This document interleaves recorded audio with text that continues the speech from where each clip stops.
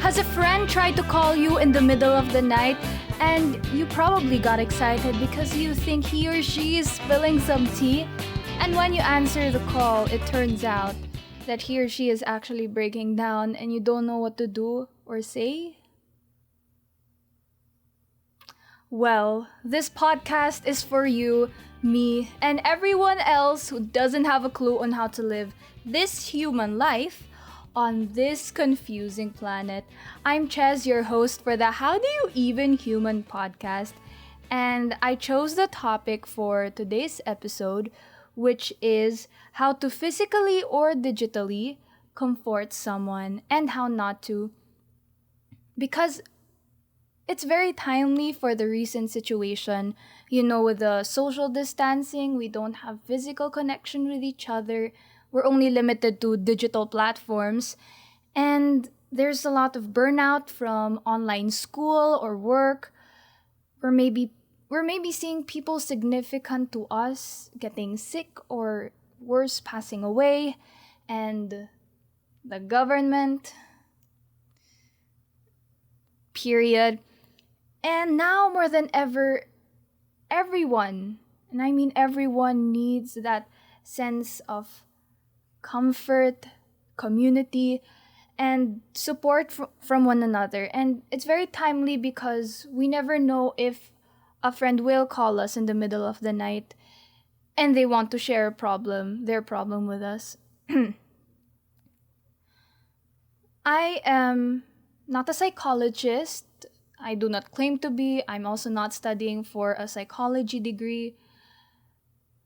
However, if you do need a therapist or a psychiatrist, there are a lot in there are a lot of organizations that are offering free mental health services. For example, in the Philippines, Mental Health PH, you can just message them on their Facebook page and then they can hit you up with a therapist, and possibly you can schedule an appointment with them.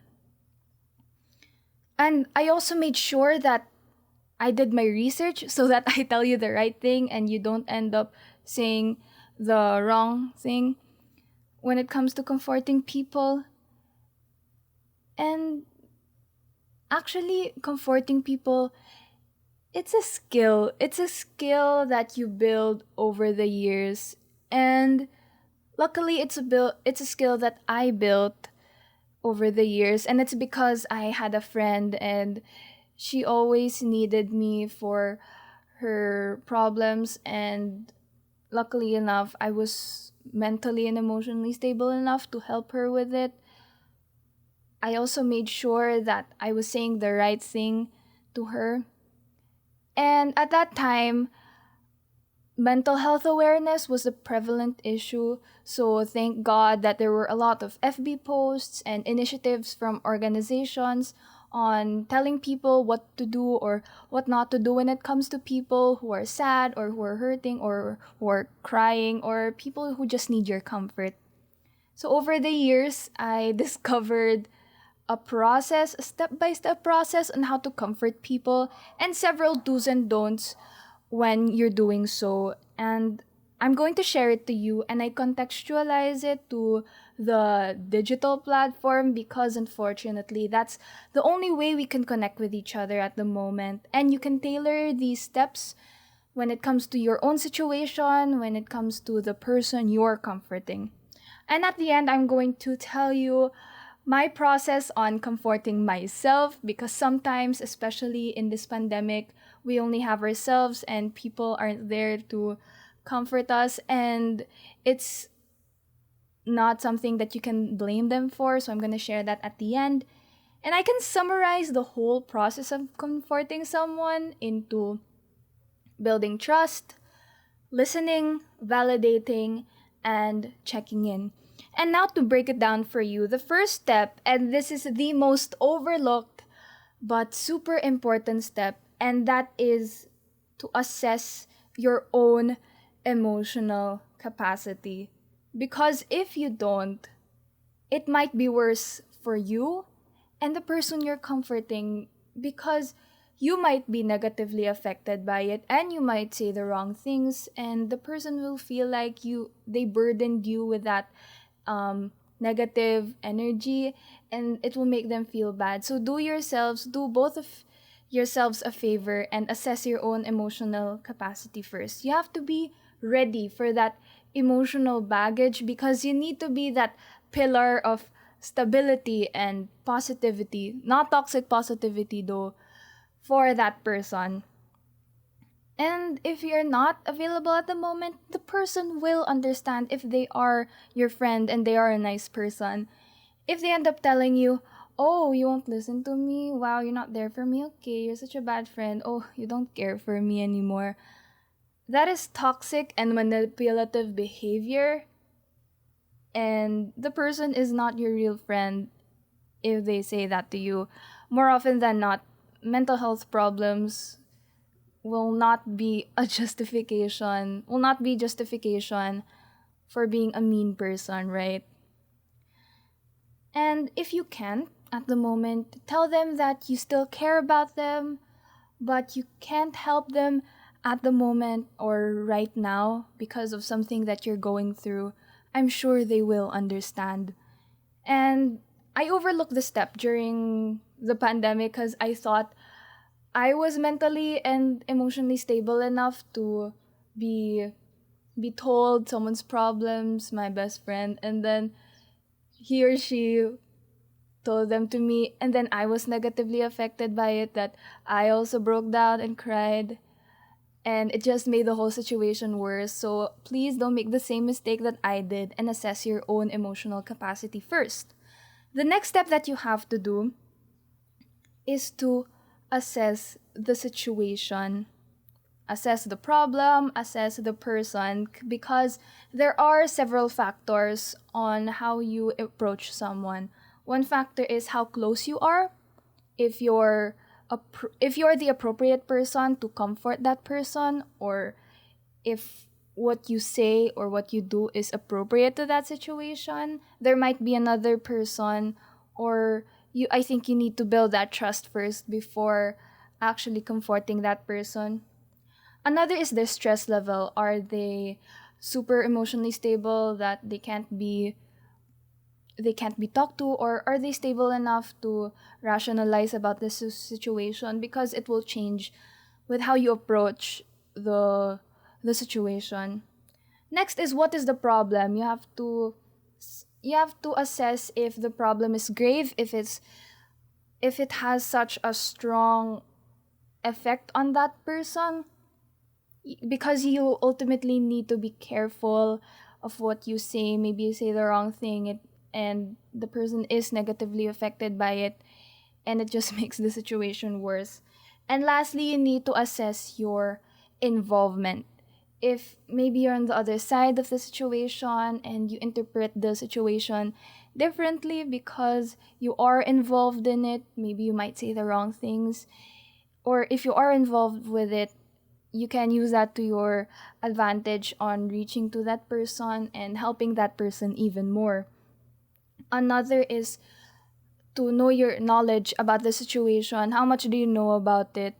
And another important factor, and this is the last factor that I will be telling you, is your values, your biases. Maybe let's give an example. Maybe that person that you're comforting has a problem when it comes to their identity as an LGBT person. And you're someone who thinks traditionally, and you have religious values that don't coincide with that person's problem, so you might say the wrong thing and you might make it worse. So please assess your own values and biases first. The next step is, when you've assessed yourself and the situation, is to build trust. You have to show that care and solidarity for that person. You can say, "I'm here for you. I'm here to listen. You can open up to me. I won't judge." You have to build that trust and commit to it.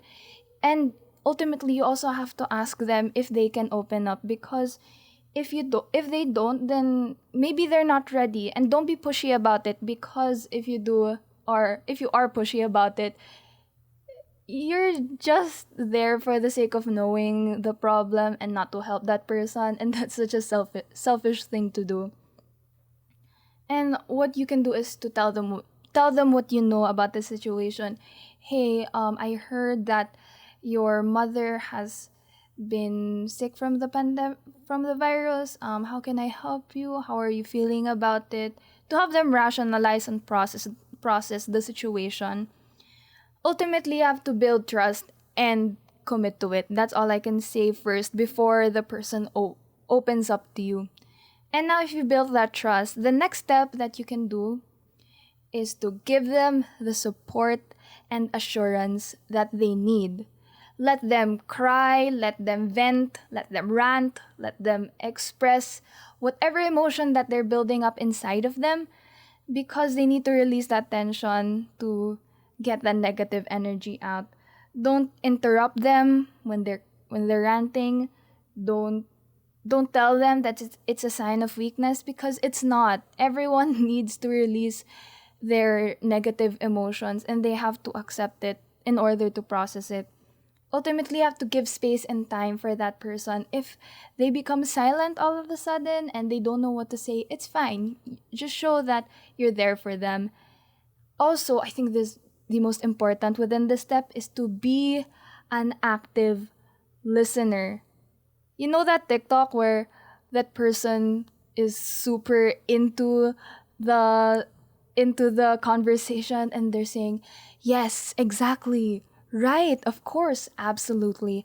Absolutely." Be that person, and you can show that through your words, through your body language, and if ever you're not physically with that person, you can just look at them at the screen and just show all your focus to them. Don't get distracted and start posting other stuff, or you start texting other people. You have to make sure that you're there for them, and your focus is to them, and you want to really listen and understand them. Next is to Another within the step is to ask open-ended questions, because it helps that person process their emotions. And please don't play detective and be all personal and specific about it, because that person will be defensive about it if you do. So just say short open-ended questions that will help the person process the situation, process their feelings, accept it, and make sense of the situation. And if they do self-depreciate, just tell them, "Hey, I don't think about that of you," and please don't make them feel guilty of self-depreciating. Ultimately, at this step, you don't have to rush to the solutions. Don't be Mr. or Miss Fix You. You have to let them release everything that they've been building up first. And if they do process and release everything, now is the time to validate their feelings. Tell them it's okay to feel that way, and that they shouldn't be guilty of feeling that way. Several don'ts when it comes to this step is: one, don't overreact, be calm about it, be that pillar of stability, as I said. Don't do toxic positivity, please. Another is to not downplay their emotions and say it's not like them. Don't say, "Oh my gosh, you're not like this. You don't react like this to this situation. Why are you feeling like that?" Because ultimately you don't know the whole story, and they might be actually gravely affected by it. And don't say empty platitudes like, "Oh, everything happens for a reason," or only God only gives you what you can handle, because they probably thought of that already. And at the moment, they really can't handle the situation. So, need to be that figure of support for them. And please be on their side and don't play devil's advocate. If you play devil's advocate, which is a common mistake that I've seen people do. You're making that person feel guilty about reacting to that situation, and you don't want to do that. Instead, what you should do is to criticize their critics first, and rational and realistic thought can go later. For example, if someone says, "Oh my gosh, my boyfriend broke up with me during the pandemic," what you can say is, "Oh, I'll say first what you should not say. What you should not say is, well, what happened? What did you do? Did you try to stop him? Did you actually try to communicate with him? Please don't do that." What you should do is to say, maybe that person is actually a douchebag, and you can say, "Oh, I never liked that person anyway. Oh, I never liked him anyway. He deserves that. You don't deserve him. Girl, you don't." It's just making that person feel like it's okay to feel whatever negative emotions that they've been feeling regarding the situation. And please don't make it about you. Don't say "I told you so." Don't be like, "Hey, I had it worse." Please don't. Or say that, "Oh, I told you so." Because ultimately, all the don'ts that I've just told you is to just don't make them feel guilty, because it's okay to be sad. We can't always be happy in life. There will be down moments, and you have to assure that person that it's okay to feel that way. What you can do is, if you're physically with them, hug them, because physical affection, if it's appropriate, can actually do wonders. And if you can't, you can, instead of, for example, you're only communicating through digital platforms, what you can say, instead of saying, "Hey, sending virtual hugs," because it's cliche. I know it's cute, but it's kind of cliche. What you can do is say, "Hey, I know I can't be there right now physically, but know that if I were there with you, I would hug you. You know that, right?" I think that's more, right? And another thing, in order to validate their feelings by making them feel that you understand and you made sense of the situation, is to restate and reflect on what they told you. Oprah does this really well. That's why most of her guests cry on their show. What what she does is she summarizes or paraphrases that everything that the person just told them. So if you did have this lesson of summarizing and paraphrasing on your English class, this is the time to do it. Yes. And now, if you've already validated their feelings, of course this can take days, the whole process of venting and validating and listening. What you can do now is, if they processed already their emotions and you validated them for it, is to lead them to their own solutions. Most often, most of the time, people know what they should do. It's just that they can't accept it. So you have to help that person rationalize that situation and accept what they need to do. You can ask questions like, "So what are you gonna do now? Can you do something about it? What are your next steps from now on?" To ultimately lead them to their own rational thought and to their own solutions to their problem. And it is a better feeling if that person did think of a solution on their own. And now you can just repeat this whole process. It it might not take overnight. It can, but most often than not, if the situation is really big and deep, it won't happen overnight. But if they have already processed and thought of their own solutions, now you can offer your own advice. Now you can offer your own solutions, and you have to assess it. Because with regards to step 2, there are different factors, if whether your advice is appropriate, or if it will actually help the person with their problem. And if they say no, if you ask them if they want advice, don't offer it. unless it's a life or death situation, of course. And if you can, offer your own help, because you make that person feel like they're not alone with their journey of helping themselves. And if you are a Christian, and this is and you weren't able to, I don't know, assess your own values and biases, and you say, hey, just pray and it will all go away, that is not the correct response to say, because you're making, if especially if that person isn't doesn't believe in God, you'll make that person feel helpless about the situation. And I'm a Catholic, and what I think is a better response, if you want to involve prayers, is to say, hey, I'll pray for you, because ultimately you're making that person feel that they're not alone, and they're actually getting help. You're actually getting help from God to help them. Isn't that more, for me, that's much more powerful.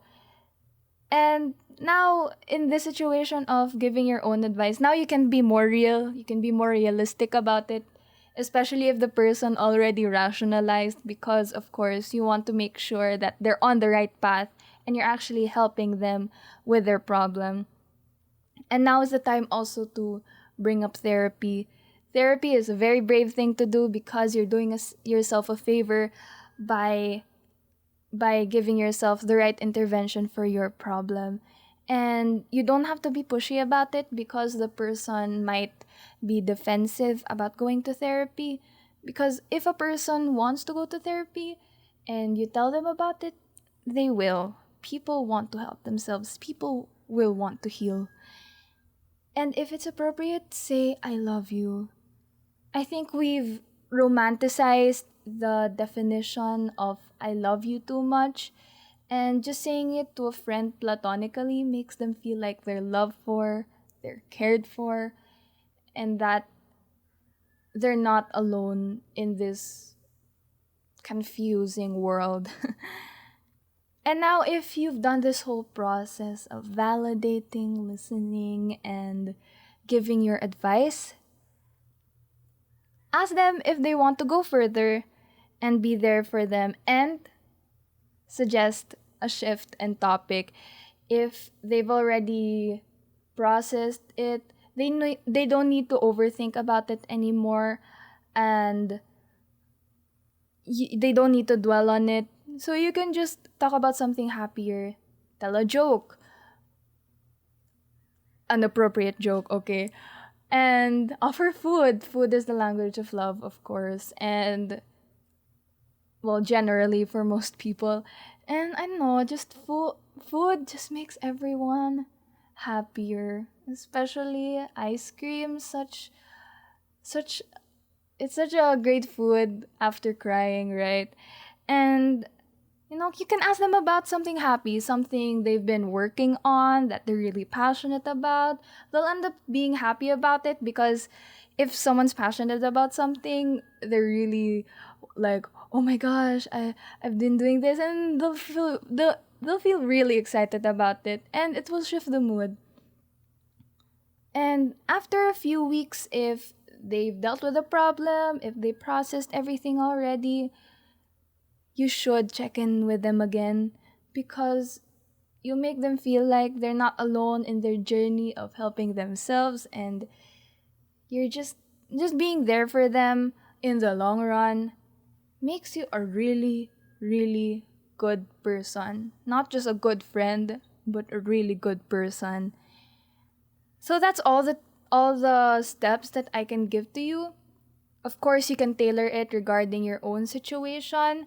And now, if ever there isn't a person to help you with your own problems, especially now during the pandemic, I think everyone's mental health is suffering more or less.